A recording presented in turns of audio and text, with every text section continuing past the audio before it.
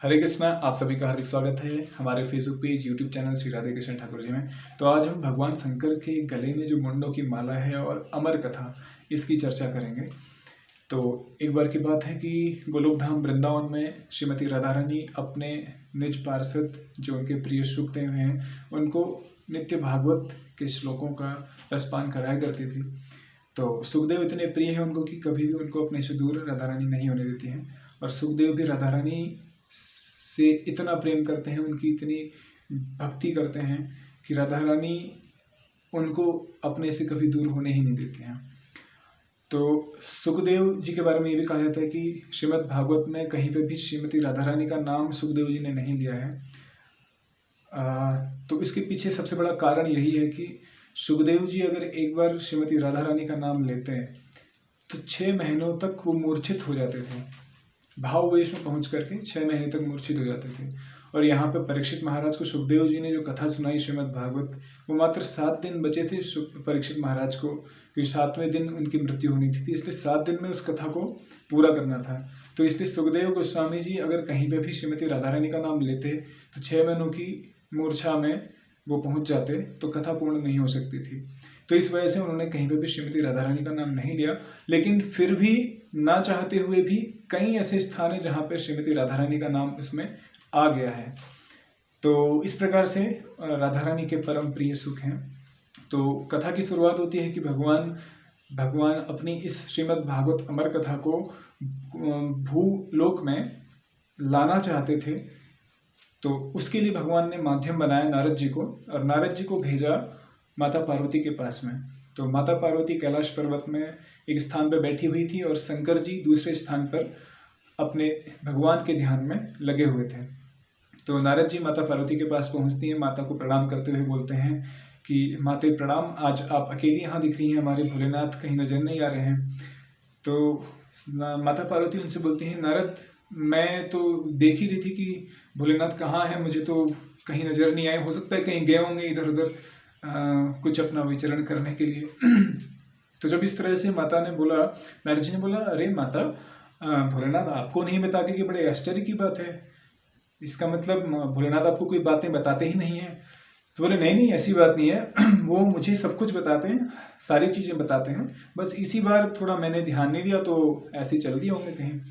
तो इस तरह से वार्तालाप चल रहा था। नारद जी ने उनके मन में शंका और बढ़ा दी। नारद जी ने बोला, जरूर इसका मतलब वो अन्य बातें भी आपसे छिपाई होंगी, जब ये छोटी सी बात उन्होंने नहीं बताई तो वो बात तो आपको बताई ही नहीं होगी। तो इस तरह से नारद जी ने बोला।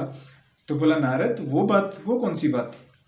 तो माता बड़े आश्चर्य में बोली, और नारद जी ने बोला, नहीं मैं नहीं बताऊंगा, जब उन्होंने नहीं बताई तो मैं क्यों बताऊं।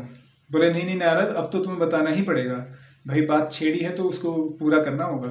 तो इस तरह से माता उनसे जिद करने लगी। तो नारद जी ने बोला, अच्छा आपने कभी पूछा भोलेनाथ के गले में जो मुंडों की माला है वो किसकी है? इतने सारे मुंडों की माला वो धारण करके रखते हैं, तो वो किसके हैं इतने सारे मुंड? तो माता का एकदम से दिमाग घूमने लगा। बोली, हाँ ये बात तो मुझे मालूम ही नहीं, मैंने कभी पूछा ही नहीं। तो बोलिए, अब ये भी तुम्हें नहीं बताया होगा तो इसके अलावा वो बात भी नहीं पता होगी। तो नारद जी ने जब और बोला इस तरह से, तो माता तो और ज़्यादा आक्रोशित हो गई, और ज़्यादा आश्चर्य से बोलने की, और इसके अलावा और कौन सी बात है? तो उन्होंने बोला, नहीं मैं नहीं बताऊंगा, या आप ही उनसे पूछ लीजिएगा। तो बोले, नहीं नारद, आप बात पूरी करके जाइए। तो इस तरह से माता जब जिद करें, नारद ने बोला, असल में वो जो मुंड हैं वो मुंड किसी स्त्री के हैं। तो इतनी बात कहे करके नारद जी बोले, माता मुझे आज्ञा दीजिए, अब मैं जाता हूँ। तो नारद जी ने तो अपना काम कर लिया और नारद जी चले गए यहाँ से। तो कुछ समय पश्चात भगवान भोलेनाथ जी वहाँ पहुँचते हैं, और माता पार्वती रूठी हुई बैठी हुई है एक जगह पे, ना उनका स्वागत किया, ना उनसे ठीक से वार्तालाप की। तो जब शंकर जी ने पूछा कि देवी आज आप हमारा स्वागत भी नहीं कर रही और हमसे बात भी नहीं कर रही हैं, कारण क्या है? तो बोले, हम आपसे बात नहीं करेंगे, आप हमसे प्रेम नहीं करते हैं। तो इस तरह से माता बोली। तो शंकर जी बोले, देवी कैसी बात करती हैं, हमारे लिए तो प्रेम का शब्द का अर्थ ही आप हैं। तो बोले, नहीं अगर आप प्रेम करते तो हमें बताया होता है कि गले में आपने जो मुंडों की माला धारण की है ये किसकी है। तो जब शंकर जी ने बोला, अरे शंकर जी सोचे जरूर नारद कुछ ना कुछ हरकत यहाँ करके गए होंगे। तो फिर उन्होंने बोला, अरे देवी आपने कभी पूछा ही नहीं और मुझे ऐसा कोई मौका मिला ही नहीं बताने का। तो बोले, असल में ये जो मुंडों की माला है ये आप ही के मुंड हैं, तो बोले माता आश्चर्य से पूछती हैं कि भाई मेरे मुंड, ये कैसे? तो बोला असल में जितनी बार आप जन्म लेती हैं और जितनी बार मृत्यु होती है आपकी, उतनी बार में हर शरीर के मुंड को अपने गले में प्रेम के कारण धारण कर लेता हूँ। तो ये जो आपको मुंड दिख रहे हैं ना, ये सारे आप ही के मुंड है और आपके इससे पहले कई सारे जन्म और मृत्यु हो चुकी है। जितनी बार आप शरीर छोड़ती हैं उतनी बार उस मुंड को मैं धारण कर लेता हूँ ताकि मेरे से दूर ना रहे। तो बोलती हैं कि एक बात मुझे समझ में नहीं आ रही कि मैं जन्म लेती हूँ और मृत्यु होती है, लेकिन आप वही रहते हैं, इसका क्या कारण है? तो शंकर जी बोलते हैं असल में मेरे पास जो है अमर कथा है, मैंने अमर कथा का पान किया हुआ है, इसलिए जो उस अमर कथा को सुन लेता है, उस अमर कथा को सुनने के बाद उसकी कभी मृत्यु नहीं हो सकती है। तो जब ये बोलती हैं तो माता जिद करने लगती है मुझे भी वो अमर कथा सुननी है। तो जब माता जिद करने लगती है तो शंकर जी बोलते हैं वो अमर कथा हर व्यक्ति नहीं सुन सकता है, उसके लिए योग्य व्यक्ति ही उसको सुन सकता है। तो माता ने बोला मुझे तो सुनना ही है, अगर आप मुझसे प्रेम करते तो मुझे भी अमर कथा सुनाइए। तो इस प्रकार से माता जिद करने लगी। तो शंकर जी ने कहा ठीक है। कैलाश पर्वत में ऊपर चोटी में गए तो वहाँ पे उन्होंने अपना तीसरा नेत्र खोला। तीसरा नेत्र खोलने के बाद जितने भी जीव जंतु वहाँ पे थे उन सबको उन्होंने भस्म कर दिया ताकि कोई भी अन्य जीव इस कथा को ना सुन सके। तो वहाँ पे ये जो घटना थी जब वो भस्म कर रहे थे, उस घटना में ये हुआ कि तोते का जोड़ा था वहाँ पे और उसने कुछ एक अंडा वहाँ पे दिया हुआ था।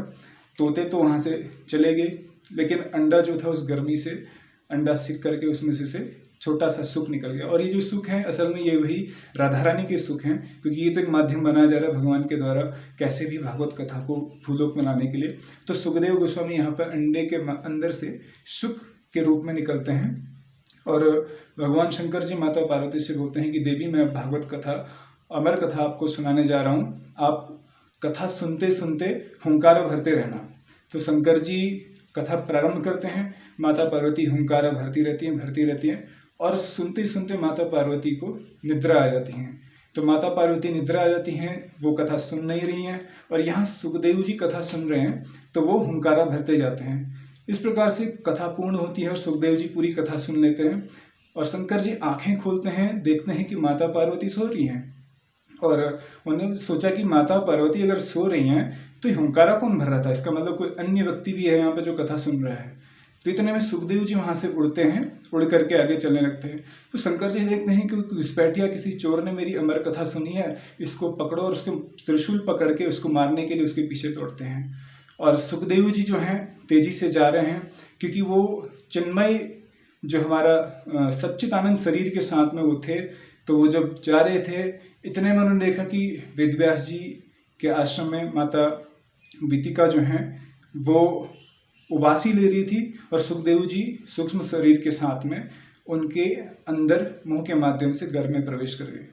तो जब घर में प्रवेश करिए शंकर जी वहाँ पहुँचते हैं, वेदव्यास जी से कहते हैं कि स्वागत करते हुए बोलते हैं आइए महादेव जी पधारिए, आपका स्वागत है। बोले एक चोरी करके यहाँ पे आया हुआ है, उसके पीछे में पड़ा, उसको मुझे मारना है। तो बोलते हैं असल में उसने चोरी क्या किया आपके यहाँ से? तो शंकर जी बोलते हैं उसने मेरी अमर कथा चुराई है।